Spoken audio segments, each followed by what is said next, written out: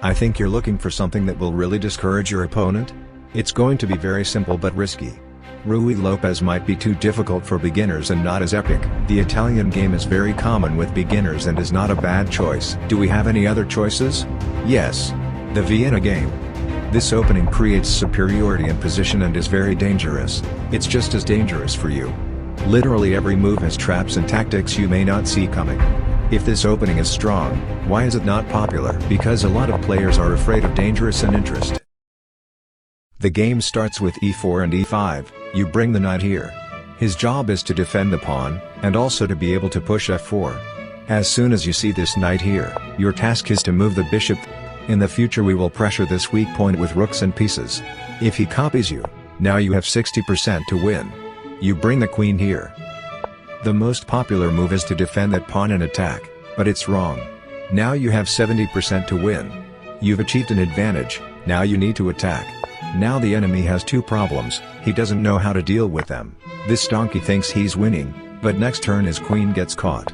She has no moves except to go here. Bottom line, the enemy has a lot of weaknesses, his queen is caught and he's crying at the board right now. What if the opponent doesn't copy you? Now you have to play hard moves, play chess. No tricks now. Let's look at one example of a game, which will show you what to do if your opponent is acting safely. So, your opponent doesn't copy you and doesn't use bishop. If you see a knight here, you need to play as solidly as possible. In this case, the best choice is to protect this pawn, and push f4 in the future. f4. Now your plan is to attack the king. Your opponent will probably try to fork here, but we have our own plan. If your opponent decides to bet a fork, congratulations. He's fallen into an Ugabwa trap. Now we proceed to our plan to completely annihilate black's king. Check. Check. Check. Check. Checkmate. But what do you do if your opponent uses that horse? We have a similar principle. We push f4. This will obviously lead us to aggressive play. Now we need to chase the horse away. The only free square is the starting position. If the queen binds a pawn, you can do the same thing. We create a problem for the opponent.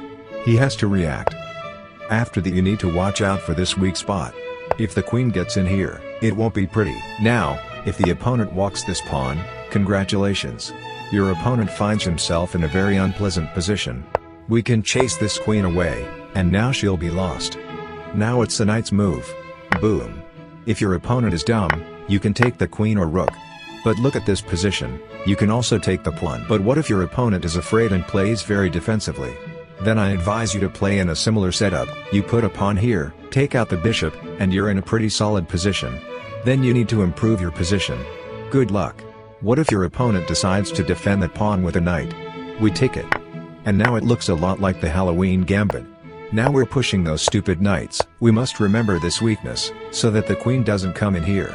We must get the horse out. If the opponent attacks this pawn, you can just develop your pieces. Most likely the opponent will not like this position and will try to change it. Here we can sacrifice material to develop pieces or attack. In fact, if the opponent takes the knight now, he will lose quickly. Playing this position for white is very interesting and dynamic. Here you can practice attacking your opponent. So, I gave you a weapon, now you need to practice. Sometimes this opening can be very dynamic and aggressive. Be careful. You'll probably encounter a lot of dangerous, open, and difficult positions in this opening, which suggests you'll evolve. Bye.